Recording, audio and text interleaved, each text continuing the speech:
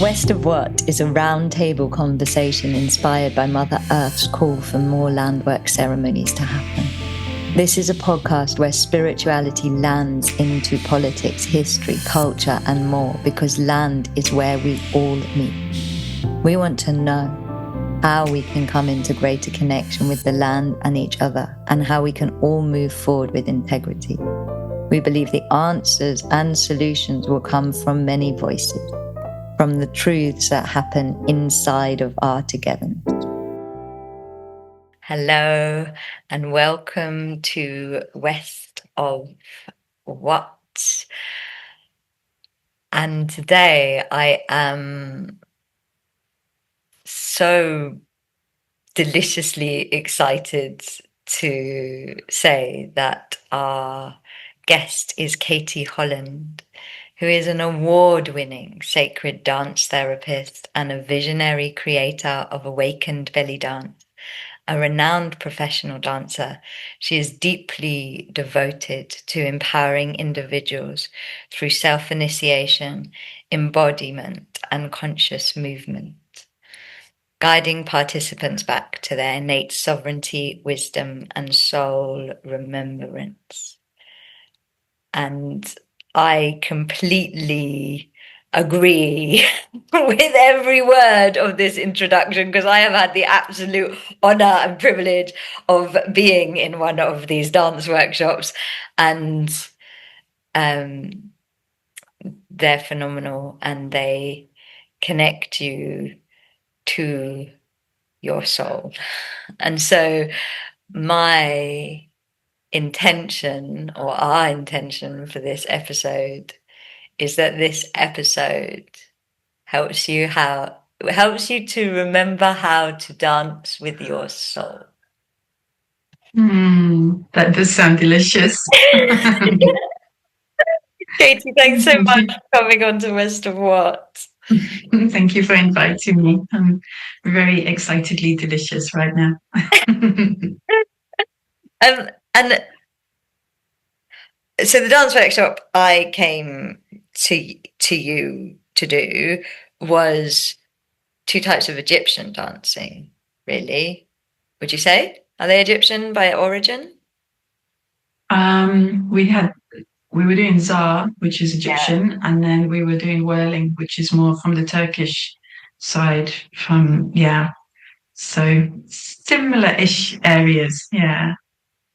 And it was amazing, by the way. So thank you so much. I absolutely loved it. But I guess one of the reasons I wanted you to come on the show is I had this, especially with the Zar, and I do want you to explain what that dance is, because I don't think many people know what it is. But I felt that my body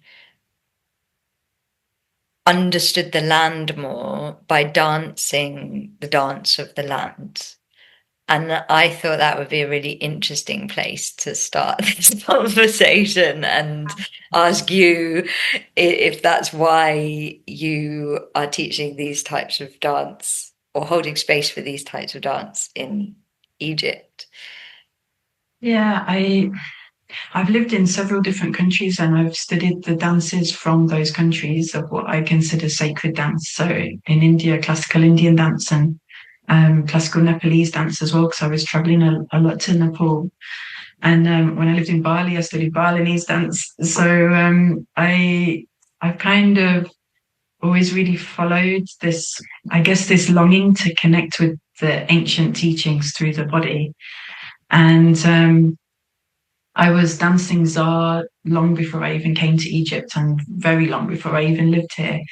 And I think if you really want to kind of embody this energy of the land, as you say, it's in this, like the stepping and the stamping onto the land that awakens through those vibrations of your body, saying like, hey, I'm here, and I'm ready to receive, and I'm open to what you have to say to me.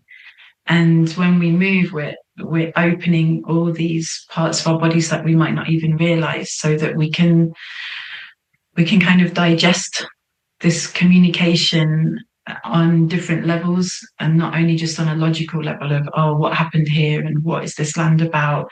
It's something that's more innate and maybe from our ancestors that might have been on those lands, or us in other lifetimes that might have been drawn to those lands again. To I always think of it like sort of we're collecting these pieces of ourselves, like soul retrievals, and I've definitely felt this for myself in the ways and the places that I've moved to. It's like I'm gathering these soul parts back again to be more whole, and it's been through dance. Hmm. I agree with you. One of the things that my guides often say about why it's important to go to ceremony with land is because one of the things they say is that when you step on land that that you lived a lifetime where you were really embodied, Mm. it's like the record is there, and so it is an easier um place for your soul to, it's like the pathway is already there for your soul to embody. Yeah, I kind of felt exactly. that with the dance as well. Like I kind of felt like the dance was bringing my soul back into my body. I want to Yeah. ask you, you described these dances from different cultures as sacred dances. What defines sacred dance? Um, they're often connected with ceremonies and rituals and religion. And although I don't follow any particular religion, I'm very interested in these dances of ecstasy. So in the very old times where and say like with the Sufis or with the Baul musicians in India, their way of prayer and worship is through movement. So this is what interests me, is how can I worship my body through my movements, and also all the nature and everything that's around me? How can I become interconnected with this? So for me, it's like my soul is really becoming alive through this. And so it feels very sacred to me.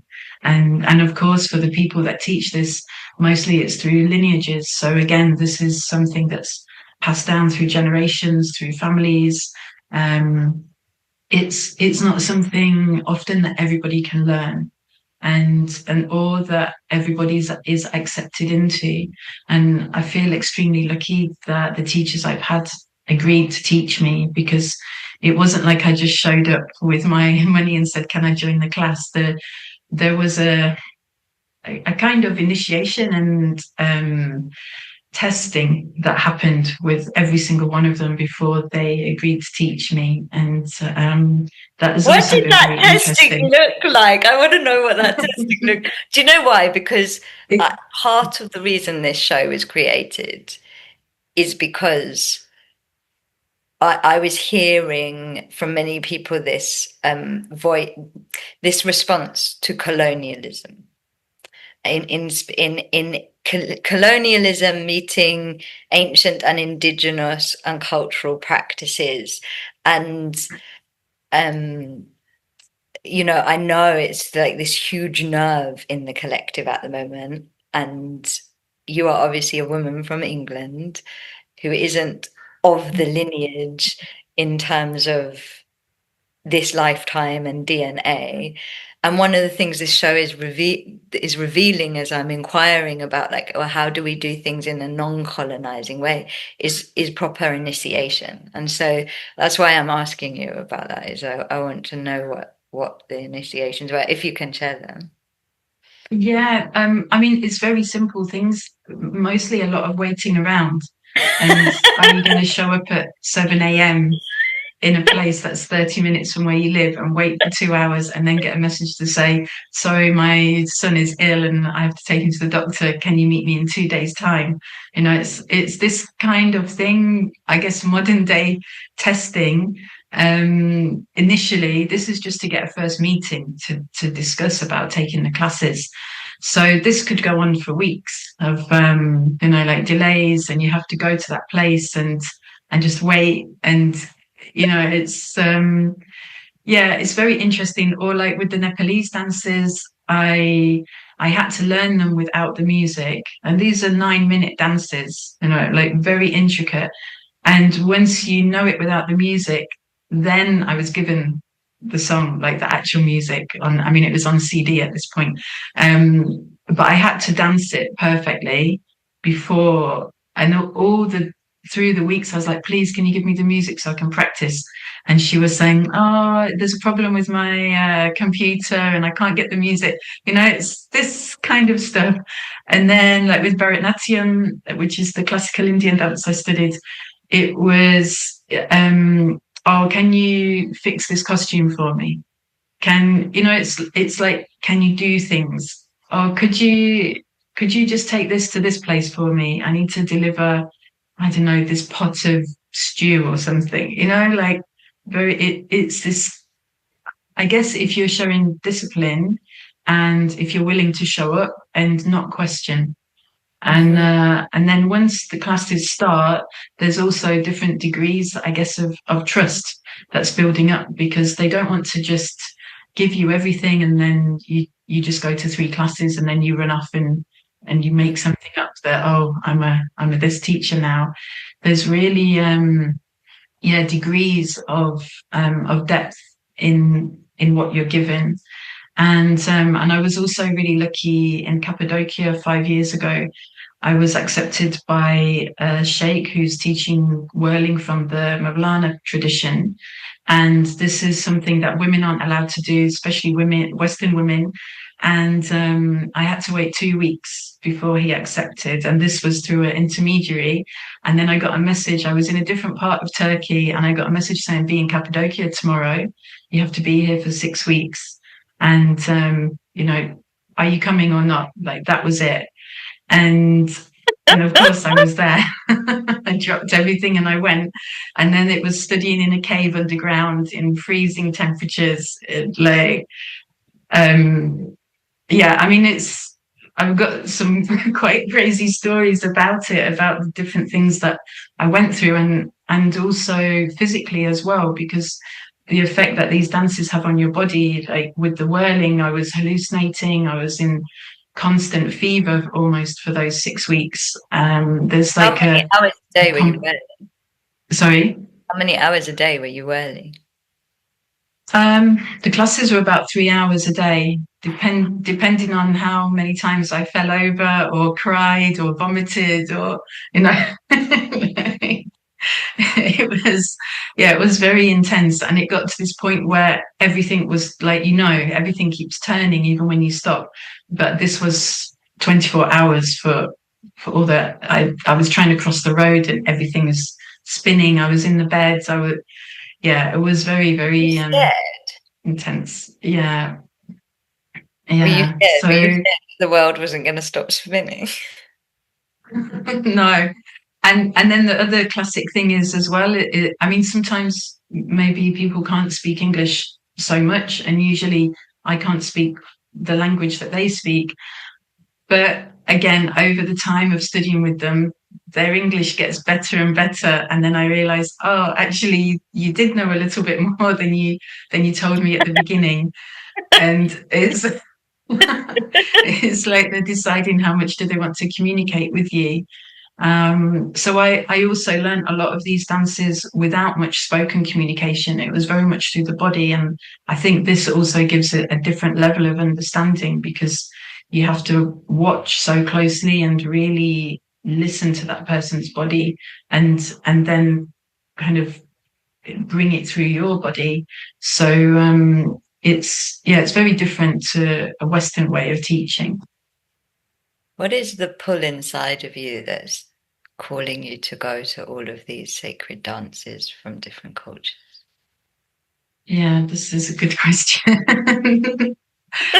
um, I've had many dreams and kind of experiences and visions about other lifetimes, or I think of it more like concurrent lifetimes, more on the quantum level rather than a past, present, future.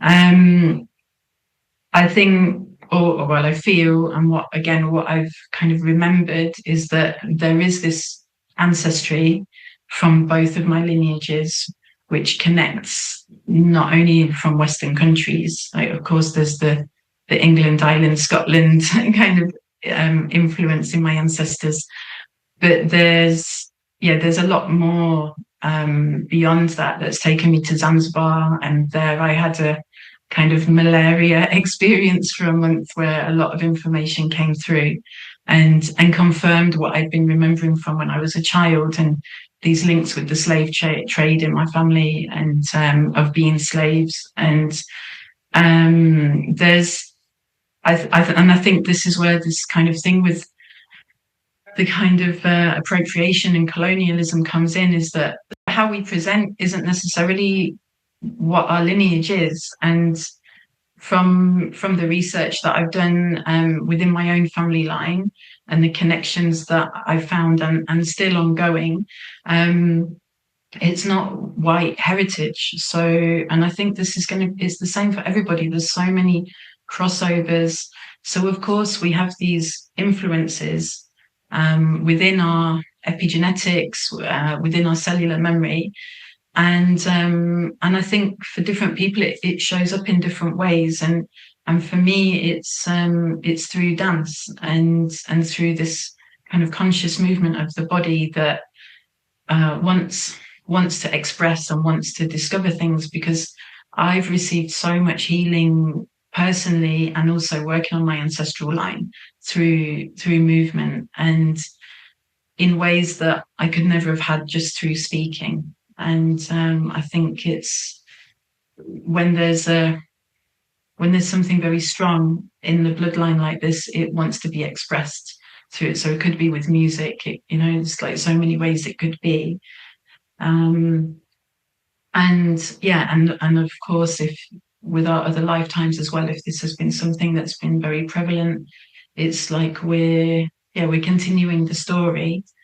And but what I felt very strongly about is that I want to have freedom within this story. I don't want to be a dancer or doing these dances because it's been imposed on me because my ancestors did it, or because I've done it, or I'm doing it in other timelines. It's more like, what freedom can I bring to myself through this, and what choices can I have, rather than living somebody else's agenda through my body in the dance. So I have a bit of a different perspective on working with it. And why do you think you've had these experiences that you couldn't have had with just language? When we move our body, we're going beyond logical, and we're going beyond the control that maybe of how we want to be perceived, or what we want to express. And I feel that when I move my body, I don't have to know what it is that I'm expressing. That when we speak, we're formulating sentences or a theme that we're talking about, but sometimes we don't know what that theme is. This could be from ancestors from 2,000 years ago, and we don't know, like, we don't have the language, and English language especially is so limited, I feel, in how we can communicate. So with our bodies, we can go more into the what's hidden, what's been repressed, what the shadows within ourselves, the shadows within our ancestors, and also the secrets that we've sworn to keep. So whether that's us or it's our ancestors through power and knowledge that we've held, all these soul contracts that get created that are like, okay, don't speak about this because it's dangerous, or don't speak about this because what would people think? And so through the movement with our body, all of this can be expressed and brought alive in a way that's it's got a different tangibility and a different depth to it. Were these dances in a way created to spread secrets that couldn't be spoken? I think so. Yeah, with a lot of the dances. That couldn't be spoken, maybe not secrets, but wisdom that couldn't be spoken. Yeah, and how to move energy in the body. Hmm. because I realized over time of studying, and even because I studied Tai Chi and Qigong a lot as well, there's only a certain amount of ways that we can move our body, and different cultures have interpreted it in their own way. So I've seen a lot of crossovers Oh, in, say, really? yeah, so many, What's the like with belly dance and crossover? qigong. So, lots of dances, it's with figure-of-8 movements, and so there's a movement in qigong where it's not a curvy figure-of-8, but with our hips, it's more like this, and then like more like a boxy figure-of-8. Whereas in belly dance, it's got this flow.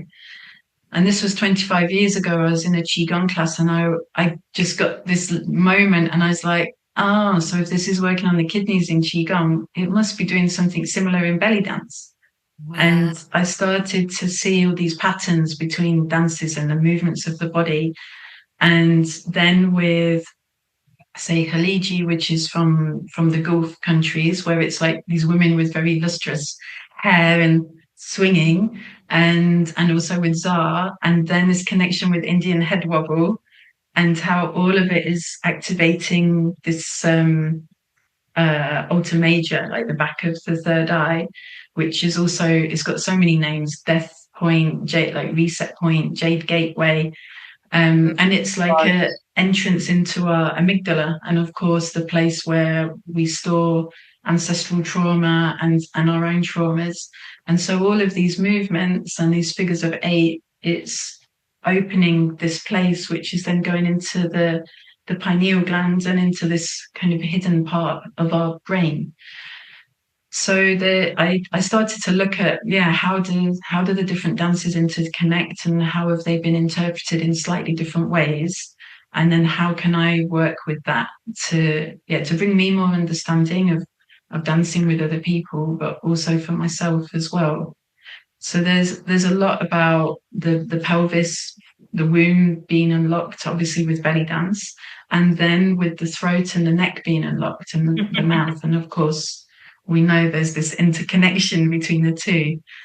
And yeah, and really it all becomes very tantric, because it like with Bharatanatyam, it's very kind of angular with these straight lines and like opening and bringing in. And it all comes back to sacred geometry. I love as well that, like, the figure of eight, if there is any universal symbol for infinity, it's probably the figure of eight. And Yeah. so, if you want to talk soul embodiment, making the figure of eight with your body makes sense to me. My guys Yeah. tunnel a lot. They talk a lot about how, like, if we want to embody the soul, we have to be able to be in relationship with the infinite, because any finite part of us cannot hold the soul, because the soul is Mm, infinite. And so what I'm hearing is that, like, as the body's drawing the figure of eight, it's creating infinite space inside of itself. yeah. And it's eights and spirals. Mm-hmm. So even with our chest, we can do these spirals or circles. We can do eights. We can do eights. With it's like everything comes back to this movement and weaving through the spine as well. Mm. So I think of it like all the different joints, each one is like a gateway. And so as we're moving one and then into our shoulder, and we're creating circulation, our blood is moving, but also the energies, we can move the energy through and around our body through with this. And can I'm like, which way do I go? We will come to Zar because I do want to talk more about Zar. But you said it's tantric, and we have a lot of people from different tantric principles and worlds come on this show. Not necessarily intentionally, it's just when we're talking about coming back into ceremony with the land, Tantra keeps coming up. Um, Mm, and it's always amazing to me, this show, because there's always kind of synchronicity before I speak to somebody. And actually, this morning I was writing out the channeling of today's rose code, and it was the code of the tantrika. And the biggest thing she was saying in the code was, if she was saying the code of the tantrika is when you are able to produce your own prana and produce your own energy. And that this is when something becomes sentient, when it is able to produce its own energy. And she was saying the key to that is to be full-bodied. And so it's really amazing to me that this conversation about dance has suddenly led to tantra. And I was wondering if you could speak into, because I don't know all of the dances you're naming, I know some of them. And the one thing I would say about the ones I know is that they are full-bodied experiences. They're not, they're not, they're not, there's something more full in them than just a technique-based dance. Does that make sense? Yeah, I think this is because I started studying dance when I was 3. So I was learning ballet and tap and modern, and they weren't necessarily dances that I kind of really loved.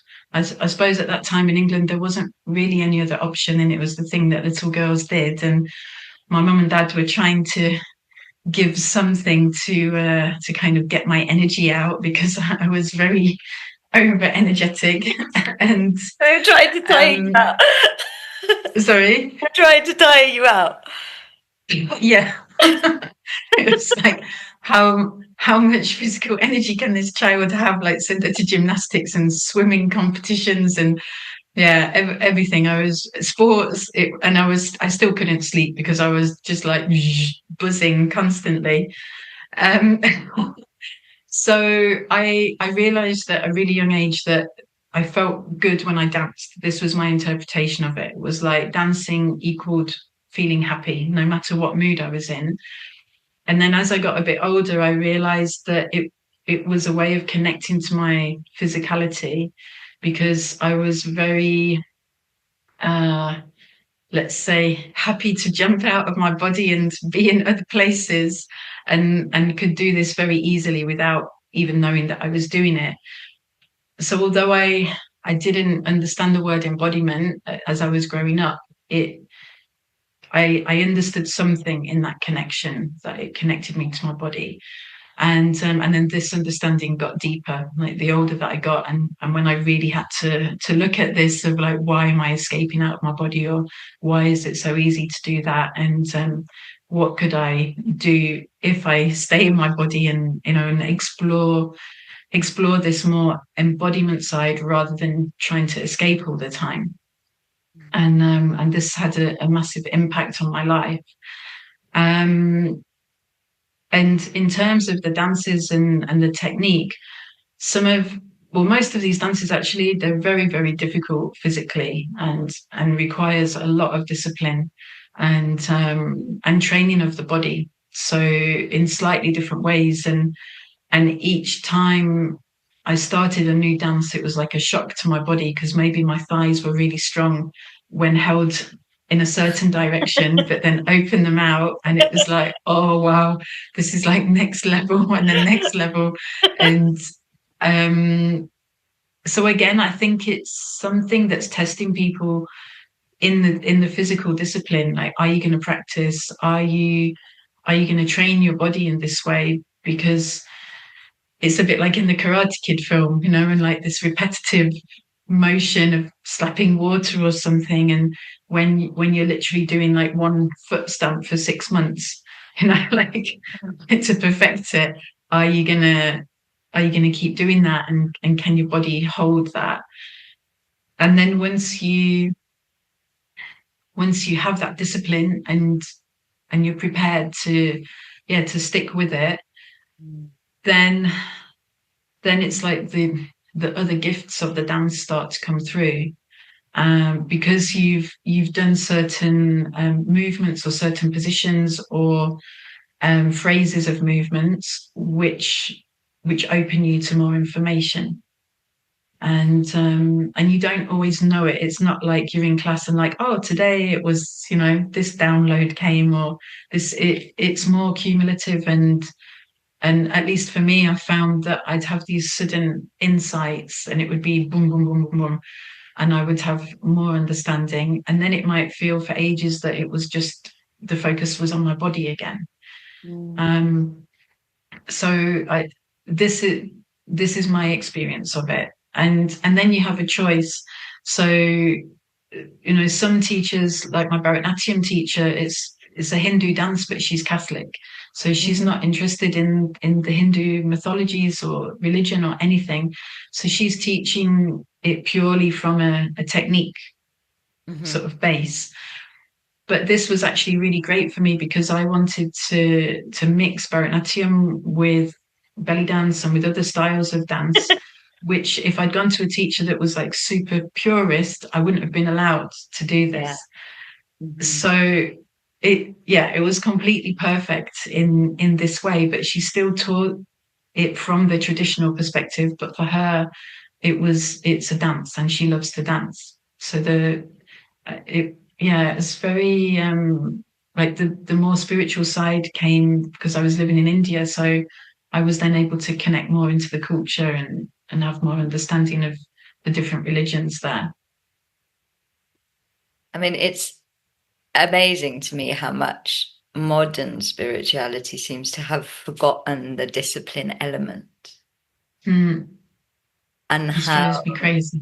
and it drives me crazy as well, because I feel like the real richness of my practice has been from the discipline of repeating and revisiting and training.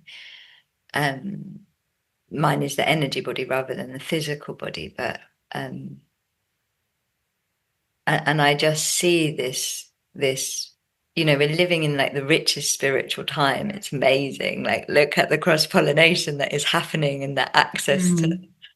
the access to sacred knowledge that is available right now. But it makes me very sad that there isn't enough focus on discipline, because I don't. I think you've described it through the dance, but it's like you can't hold it if you don't have the discipline. You could definitely can't embody it. Like the body is built on repetition. If you're not repeating it, if you're not journeying with it, then you're not going to embody it. Yeah, and also I love it with this cross pollination. That means that there's so much information open to us. But I also feel sad about that. And I guess maybe that's this purist part of me, because a lot of my teachers have died now, and the ones who are still alive are older. And I feel that when this generation has gone, there's such a vast amount of knowledge that will be lost because Mhm. it's not mostly hasn't been passed down in the similar way. It's been cross pollinated, and so it's all becoming a bit of a mishmash of things which anybody can make anything from, and the real potency is being lost. And I've seen this, even with say commercial belly dance Mhm. in how, because I was 15 when I started learning, so that's 32 years this year. And the changes that I've seen in that, in how the teachers that I had at the beginning and the way that I was taught compared to now, and the there's such a difference in, again, in the discipline, that people aren't prepared to spend the time to really understand the culture of the dance that they're dancing from, and there's a lot of separation within that. And I'm not saying the way that belly dance taught now is bad or anything, but there's a difference in the depth that I feel, and in just the understanding of this is somebody else's culture, and the respect that there needs to be with that. And this is across the board with not only dance, with lots of things, as I'm sure that you've seen as well. So I think there's this fine balance, because I also create fusion dances, but it's like, if you haven't got the rules, like the basic foundation of whatever you're fusing or cross pollinating, you don't know how to bend the rules to Mhm. bring that fusion together. You're And just making a mess. You're yeah, not making a yeah, and future, you're just, you're just making a mess. Yeah. yeah, and cherry picking from, oh, I'll have that, and I saw that on YouTube, and this and this, and I've always felt this is really important, that I wanted to have really strong foundations so that I knew how to bring things together, because I saw the way that the movements complemented each other, or I understood how the culture or the history of the dances complemented each other. And yeah, and there's not many people who are prepared to spend the time to do that, or maybe who can travel and to the countries of origin and study with teachers of origin as well. This is also really important, I feel. And why do you think that it's not being passed down? Um, I guess a lot of people want a quick fix these days. They want to be a shaman in a week, or a professional dance therapist of sacred dance in a month, and or a Blue Lotus ceremonialist after going to somebody else's workshop. And the I guess with the way that the world is and social media, everything is a quick fix, and there isn't the patience and the yeah, again, the discipline, and I think a lot of it is patience. That there's a certain amount of time you need, and that requires persistence as well, and sometimes feeling that nothing is happening, but Mhm. actually everything is happening at that time, and that you can't force it.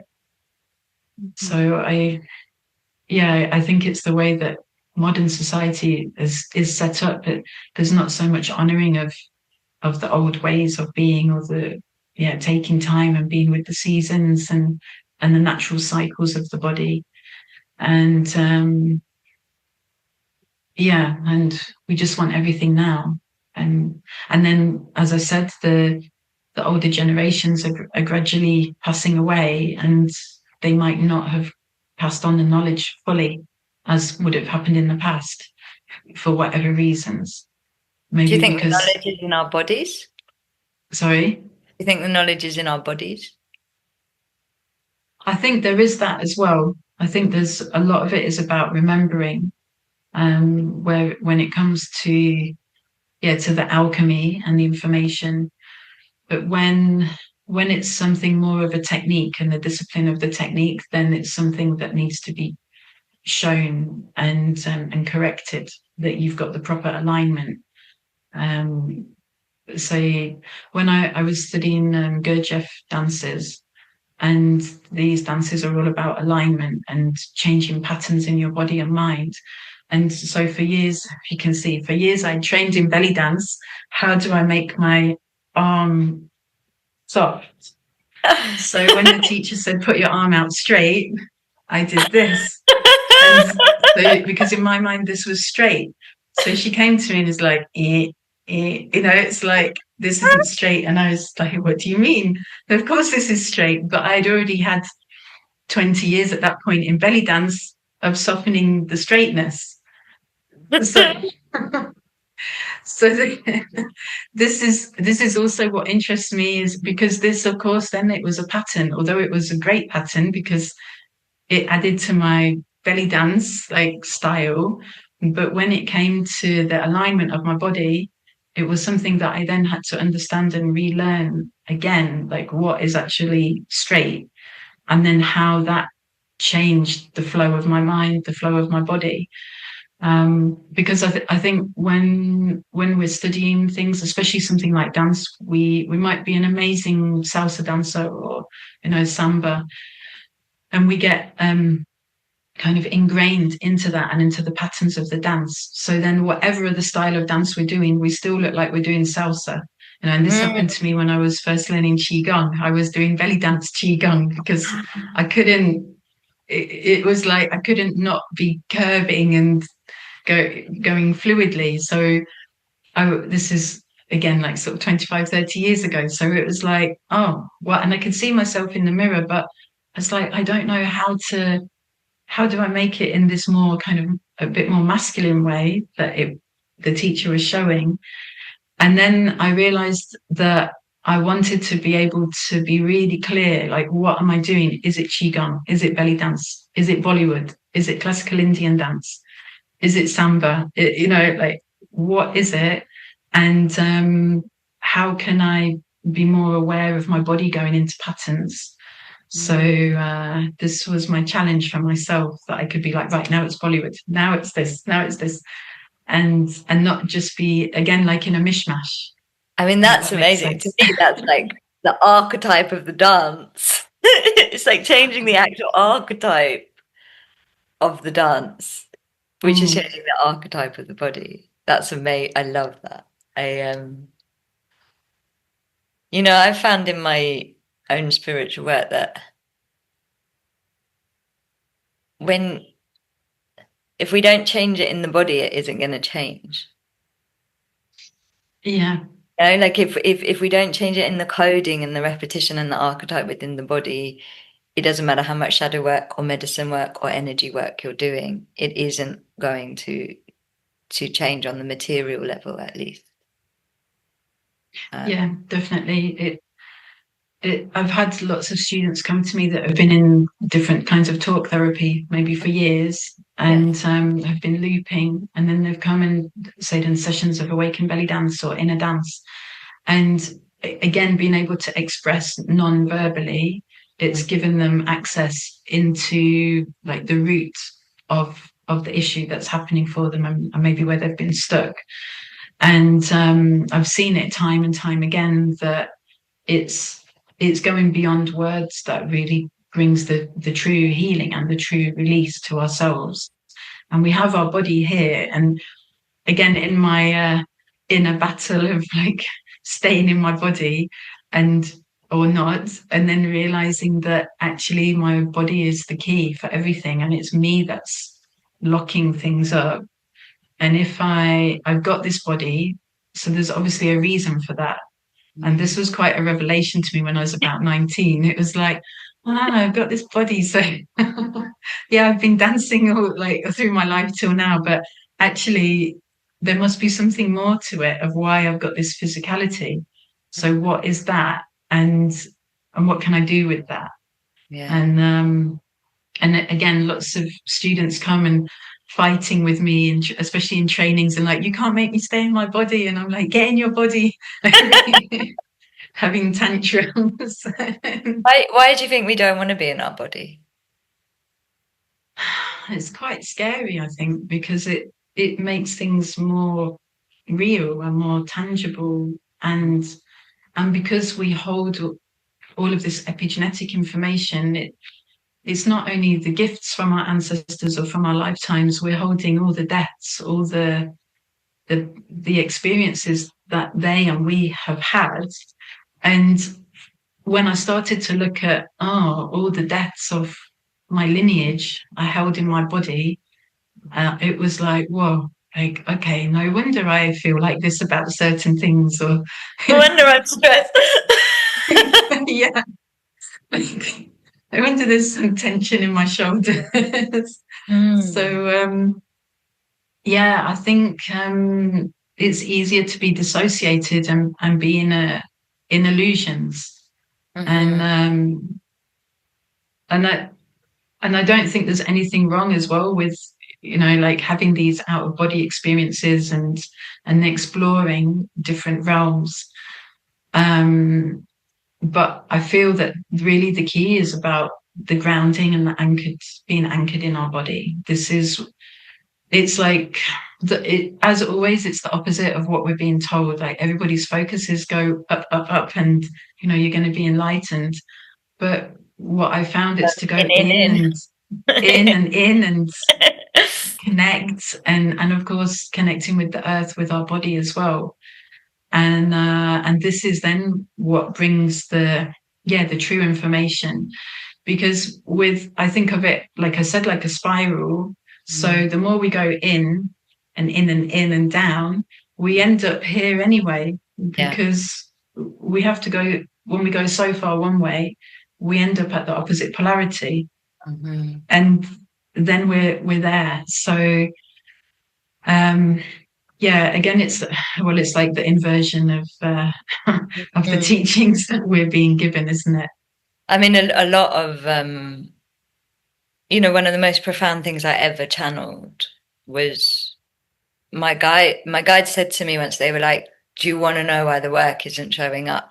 All these people doing this work, you're doing this work, and it's not showing up on the physical level. And they were like, you haven't changed it in the habits of the body. And so, and they were like, the habits of the body are eating, moving, dressing, and resting. And if you Mm, do, when you meet yourself there, you can have done years and years of psychology, energy work, medicine work, and yet you can still be eating your trauma every day. You can yeah. still be playing out your childhood patterns in the way that you're eating, or the way that you're moving, or the way that you're resting or not resting or dressing. And Mm, it is unbelievable how people can be so fluent in their own shadow and psyche and consciousness, and still playing them out in those tiny daily habits. And the thing is like, if we don't change the patterns there, they're not, we don't change the manifestation of reality. yeah, and not only the patterns, also nurturing our physical body, Mm. and and not treating it like a machine. Hmm. I think this is also really important, realizing that our body needs touch, that we need connection, from ourselves, let alone from anybody else, that our body really wants to communicate with us. And especially for women with our menstrual cycle, we can go so deeply into this for ourselves, and we can change it. Like I got my cycle off of the moon, and it was by communicating with my body, and it feels so much better for doing that. Mm. And I think we're taught that there's this separation between us and our bodies, but actually what we need to do is really bring ourselves together, and as you said, these kind of patterns, and ways of nurturing structure, I guess, that we can bring to ourselves. I love this nurturing structure. Um, I feel like we've come to a good place to talk about Zara, because Zara's slightly not okay in Egypt, right? It's Yeah, a little bit. it's it's an Egyptian dance, but it's slightly taboo. Is that correct? Yeah, it's from what I understand, it's pre-Islamic. So it's coming from a time where people were very connected to their bodies, very connected to nature, to uh I guess the spirits or the energies that are around us. And you can see this, say, in Morocco and Africa, with the different kinds of traditional dances as well, which they're very connected with nature spirits. And Zar originally was for like depossession. So if somebody was thought to be possessed by jinn or by a spirit, and this could also, like, a jinn could also be interpreted as something emotional, so like postnatal depression or grief, or something, um something that's taken over the person. Consuming them, would you say? Yeah, Okay. yeah. And then it could also be something that's thought of as like black magic, that somebody has put something onto somebody else, or they're affecting them in some way. So it was often done by women and women as musicians for women, and you had czar villages. So this was up until kind of pre-revolution times in Egypt as well. And outside of Cairo, there were czar villages where you could go. And these were like what you came to, it was 2.5 hours. But these were ceremonies that were going on for days and nights. And it's completely trance. Mhm. And and and the same with whirling as well. Like I've been at residentials where we had 24-hour whirling, and it's like insane what happens. And you can just whirl, and then you lie at the side and sleep for a bit, and then get up again and whirl, and go to the loo, come back and whirl. And it's a profound effect on every part of you. So these rituals, they were done to support the woman to release and to express. So this could be by shaking, shouting, screaming, vomiting, and with these particular movements. The thing is, of information I've found so far, or of what people would tell me, I haven't found exactly, oh, you do this move at this specific time, or you do this in this way. And I don't know if that was even the case. Like, there are specific movements which induce trance, and by moving the neck and the head and the arms, but at the same time, very connected to the earth. So for me, I feel with this saying, as above, so below, it's like you're planted into the earth, but you're able to go into different realms of yourself or different realms of existence through this, and it's without plant medicines or other kinds of drugs. You can do this within your own body, and this was something also that really interested me in studying these sacred dances, is about the kind of cultivation and release of natural DMT in the body. So, but that's a different offshoot. No, But go, go, go, go. I think it's so. I've had the same. So to me, body and land are the same thing, right? It's partly why I yeah, go into the show. Like our body is the land, uh, yeah, and I have had. I haven't taken that much plant medicine, but I took loads of drugs, and I have had more profound experiences of other dimensions and tripping essentially through sober ceremony with land and going into yes, other exactly. dimensions than I have with any medicine or with any um, druggy experiences I had when I was young.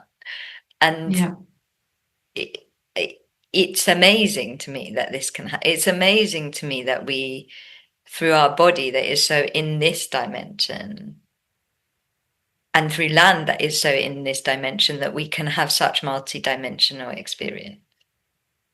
yeah. I really want to high five you right now. Like, I totally agree, and it's my own experience as well.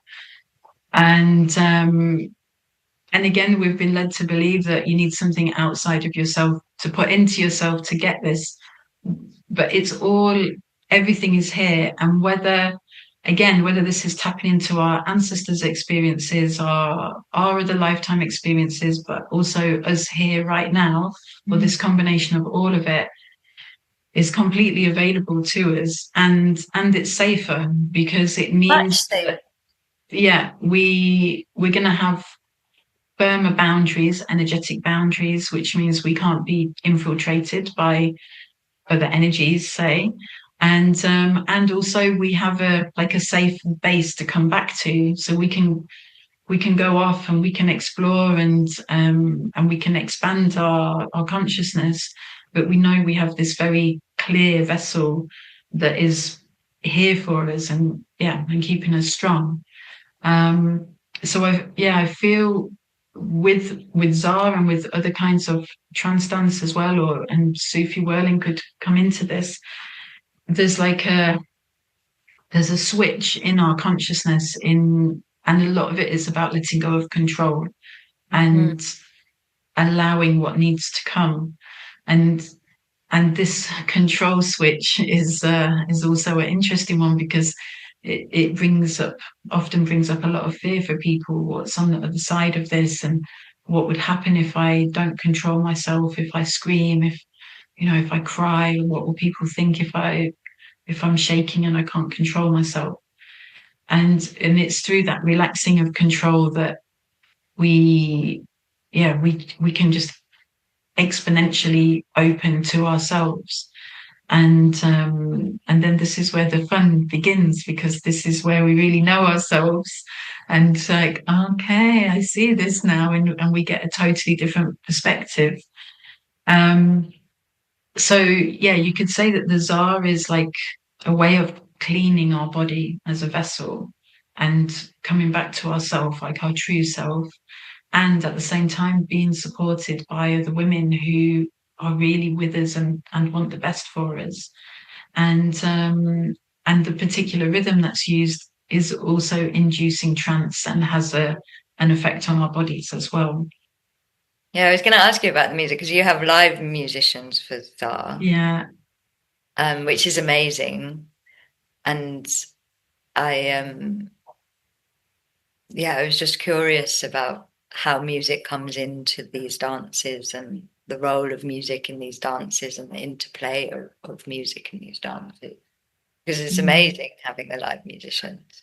I don't think I would have yeah, had such a profound experience without them.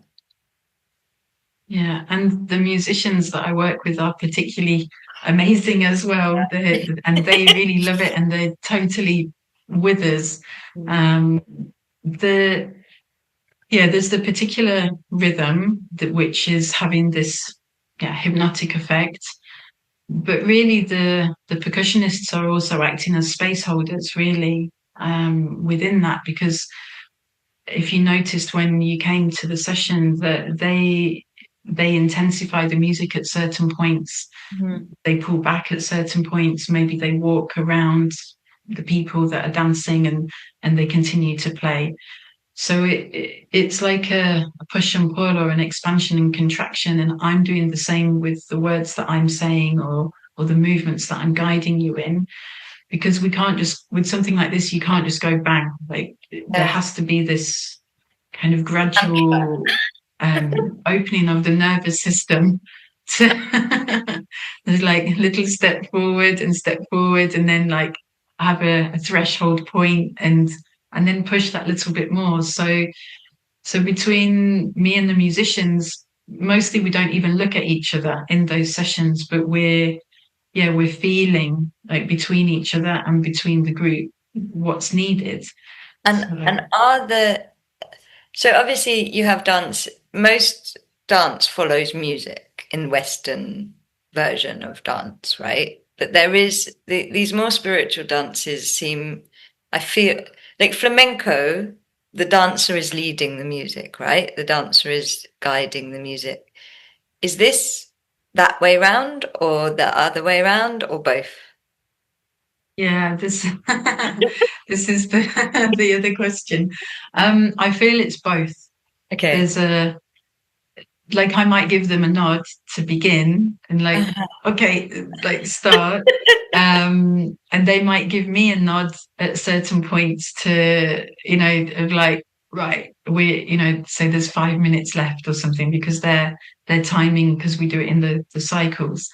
Um, yeah, I think it's a conversation between energies and bodies. There's there's not Yeah, I think it's equal. We're really following each other. And how does it work as a purifier? So I understand that it allows you to feel things that maybe you can't articulate. I understand that most trauma is actually pre-verbal or non-verbal. But and I understand that breaking the patterns is part of the purification and the release. But I feel like there's something. So I feel like throughout this conversation, we've been talking about dancing your DNA essentially and dancing what is in your DNA. And I want to ask, and I don't know if I'm right, but Is there something about when you actually come into that trance state and start dancing your DNA that your ancestors are getting to fulfill or complete some kind of process or some kind of karma, and therefore it's changing the code in the body? Yeah, it's deeper than deep. It's yeah, I feel so for some people it's going to be um a connection and freeing from often of their ancestors that maybe, and also of the collective. Like I've had people in sessions where maybe they've screamed and like you can feel this scream go through your body. And when we've had the sharing, that people have said that, and then the person who screamed has said, that scream wasn't from me. I felt like I was screaming for all the women in the world who have experienced something, and I feel that that happens when there's a resonance with that person's body and often with their ancestors. So, as a kind of big topic, say it's about sexual abuse, that there's a resonance in the collective with that person's bloodline. And in that moment, that person is expressing it on behalf of. And also, it could be, say, in a group, you've got some people that they want to scream, but they feel afraid. And I've definitely been that person, like, especially when I first started going to these kind of ceremonies. And so there could be somebody in the group who expresses on behalf of the group. And and sometimes this can be okay, but I think if you find that you're doing that all the time, then that also isn't healthy because you're processing everybody else's stuff through you. But occasionally it can be that there's one person that cracks things open in that way. Um, so I feel like there's a collective group journey. It's never by accident. Certain people are coming together, and that there's some kind of invisible threads which are coming to be unraveled and released, and often we don't know what they are. And then there's also the personal journeys as well, and so yeah, again this kind of letting go of control and saying to people, or you can do whatever you want, you can move your body how you want, you can be like you're in a tantrum, and and this can be really difficult to accept because we're never allowed to do this. We So everything gets compacted and stuck inside. And so this has also happened to many of our ancestors. And as you said, the dance of DNA, it's like we're stretching it out. We're stretching where these emotions are held in the fascia, and creating more space in our bodies, which means we can then be even more embodied because we can fill that space with ourselves. It's amazing to me because what you've just described is so similar to land tantra. You know, most land tantra is ultimately ceremony for the collective, and most ceremony for the collective involves a combination of weeding and seeding, but most of the weeding is exactly that. You through your own personal coding and shadow, you access the collective shadow and release Mm-hmm. on, but you can't access it not through your own, as far as I'm aware. Yeah. And it's always a group. It's almost cannot not be done individually. It has to be done with their collective, and in a group field. And as you're speaking, I'm just like seeing that when we do this, and I believe that and the world's in a mess because we've stopped doing these practices, we've stopped dancing, we've stopped doing ceremony, we've, st- we've stopped moving the great DNA story forward. Mm. It's almost like to change the world, we have to change the timelines of the record and the records of and the roots that are creating what is going on, certainly collectively right now. Mm-hmm. And I one of the things I find amazing about land tantra is I feel like it's kind of what you're saying as well about letting go of control. I feel like when you go and do your self work, your personality decides what you're working on. Whereas when you're in a trance state or in a collective journey or taken into another realm, what gets worked on isn't necessarily what your personality would choose Yeah. to work on. Mhm. And actually, they are the things that are more profound and helpful to, some of the shadows we have worked on in land work are things I never would have even thought of, like the militarized masculine. There is no part of me that would have ever thought, I know I'm going to take the militarized masculine into ceremony. Yeah. Like it wouldn't have Yeah. happened.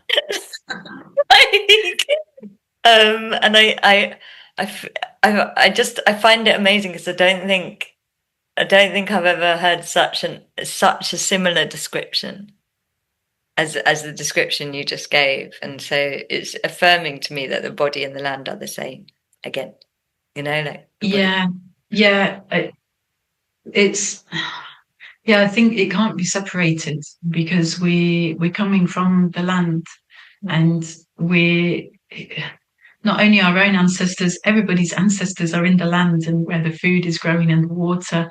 So we're constantly taking in the dust of those people that came before, and all the information that they held. And as you were speaking, I remembered an experience I had a month ago. I Okay, I have to try and tell you this in a nutshell. So a friend of mine met somebody here in Dahab who gave him blue lotus and acacia to smoke. Wow. So he said to me, I can like hold sort of hold space for you if you want to try this and see. And I was like, okay. And And just for and listeners, if you want to call ayahuasca the grandmother, Acacia is like the great grandmother of DMT. She's the tree of this land. Sorry, I yeah. just not from Egypt. Go on. So the woman that this came from, I don't know anything about her. I didn't know her name, nothing at all. At first, it felt like there was no information. It was like I was blindfolded. And then I got this image of girls lined up in a kind of village setting and basically being lined up to have FGM. And I was like, why am I seeing this? Then I suddenly felt like I was one of those girls.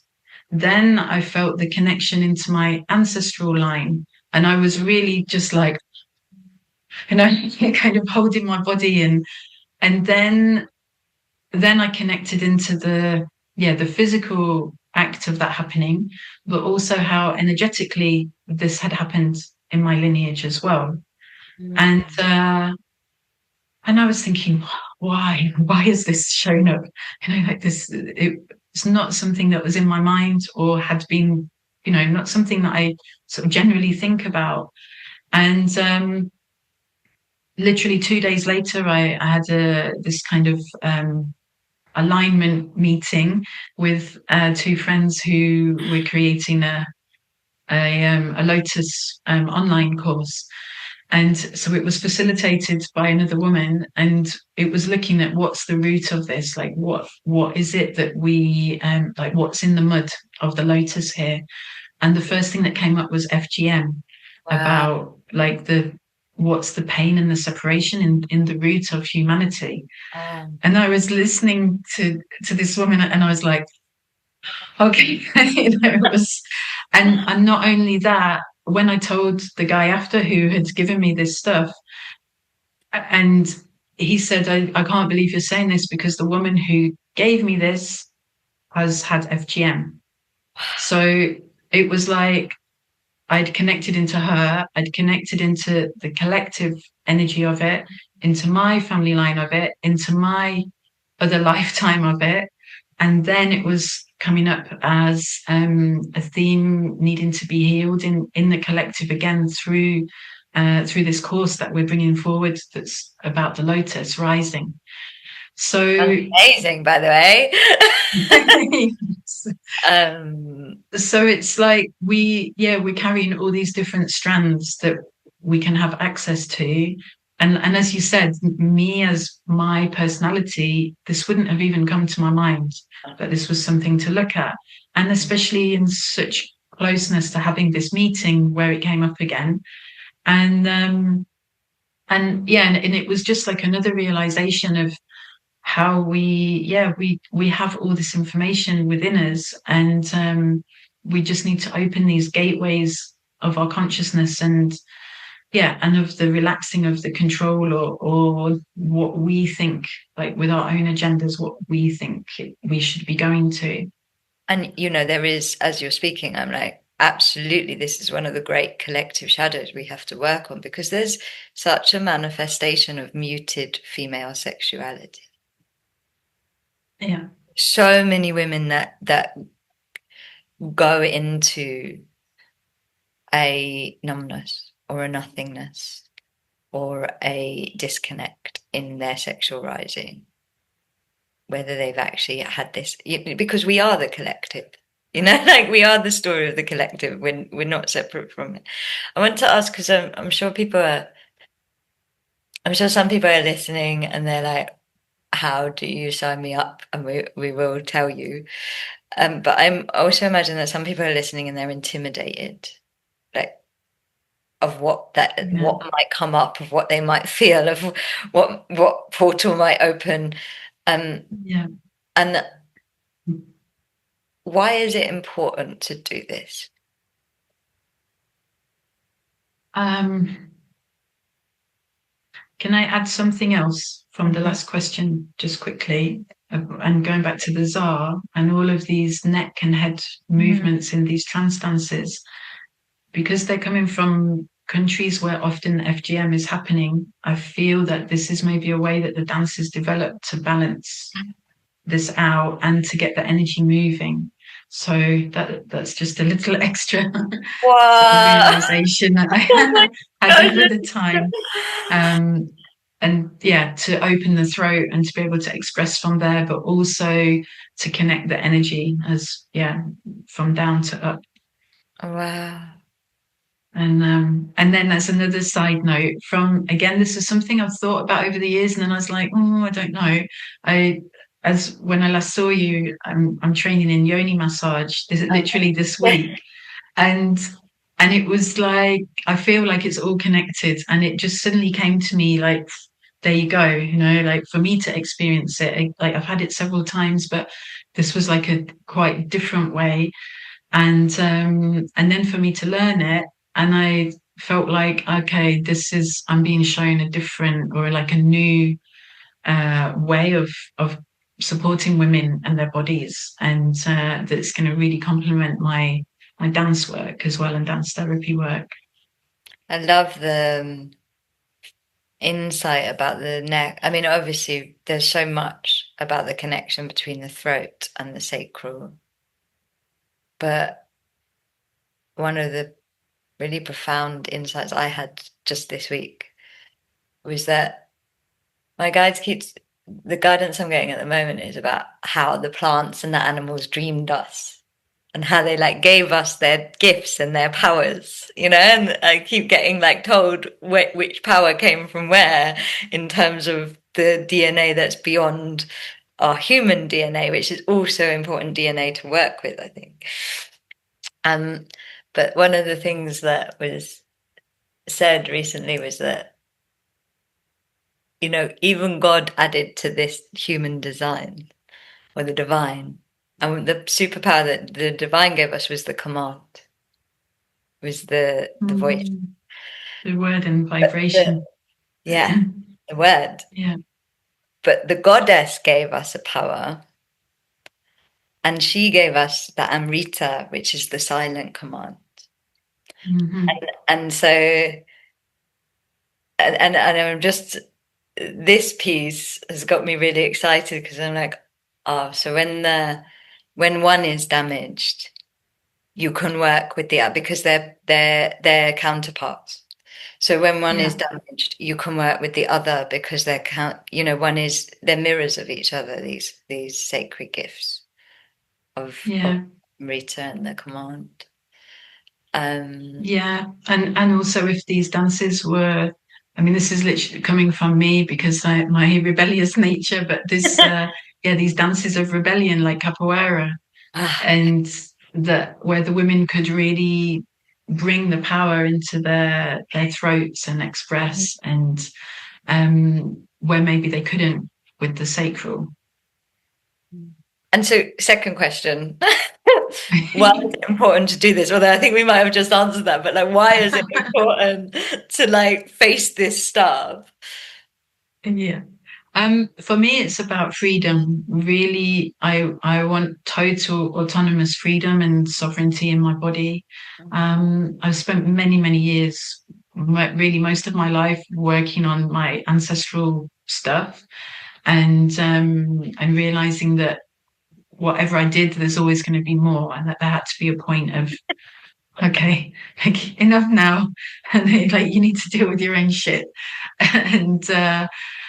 And I, again, coming back to like, we have these bodies for a reason. So don't you want to understand what your body holds, what your body is capable of, and how much pleasure we can have with our body? Because when we're moving our body and in such communion with her or him, then we, yeah, it's like we have total access to pleasure, which doesn't only have to be sexual. It's like this is in every way possible, and really the way that society is set up is very much about control, controlling our mind, controlling our movements, our body. You know, whether it's country to country or just within our local area, and it's, yeah, breaking out of these controlled zones and situations, I feel, and yeah, and really knowing ourselves. So, and yeah, these ancient wisdoms which are available to us, where it's like beyond what we can imagine, what these dances can lead to. So this is for me why it's important. And I know sometimes people come and they are afraid and they say, I don't know why I'm here. I literally saw the title of the workshop and I don't know anything about it, but I knew I had to come. And it's because there's a calling within them that wants that freedom and wants that understanding. And I always say, you know, we can have fun dealing with our shit. It's we can have an adventure into ourselves, and it doesn't have to be doom and gloom. It can be, yeah, there can be fun in this because it's a discovery of ourselves. So it's not to get too hooked up again on these programs of like being in therapy or doing dance therapy has to be miserable. It can be really joyful. Really joyful. Yeah. Probably more joyful than talking therapy. Yeah. um, so I know we're running out of time, but I have two more quick questions. Who should we have on this show next? Oh, well, actually, Elena, that you know, I would love to is have here. it. I was really She's really interesting, and yeah, very interesting. And actually, it's her that I'm, as you know, learning the yoni massage with. Um, yeah, she would be really cool, I think, talking about her experiences as a sex therapist, and yeah, Mm. slightly, yeah, different perspective. Yeah, I'd love to have her. I'm gonna ask her. I'm gonna Yeah, say you suggested her and ask her. That's a brilliant idea. she's very cool. Actually, it's her birthday today. So Oh, amazing. And then how do people, I'm sure so many people are gonna want to know about you and your work. How do people find you?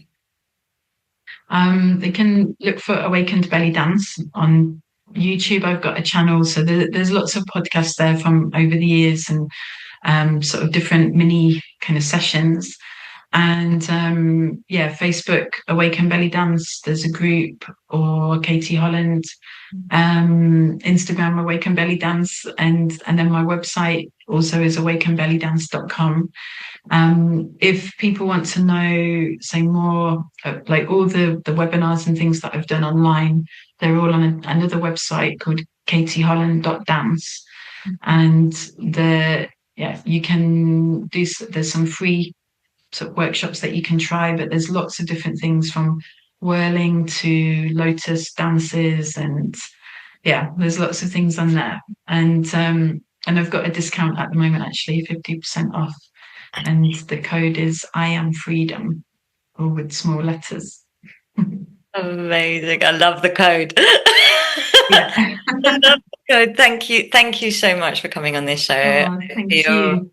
So I feel like my DNA is dancing because of this conversation, and I'm so grateful for your wisdom and discipline and understanding of all of this, because it's such important work. And so thank you so much. And may the land be with you all. If today's episode touched your heart and you want to come into greater relationship with Mother Earth, visit landtantra.com and get involved. Your truth is part of this conversation, and we would love you to reach out on socials and let us know how it landed. And if it really inspired you, we hope you share it with others. Let's add more wow to our world.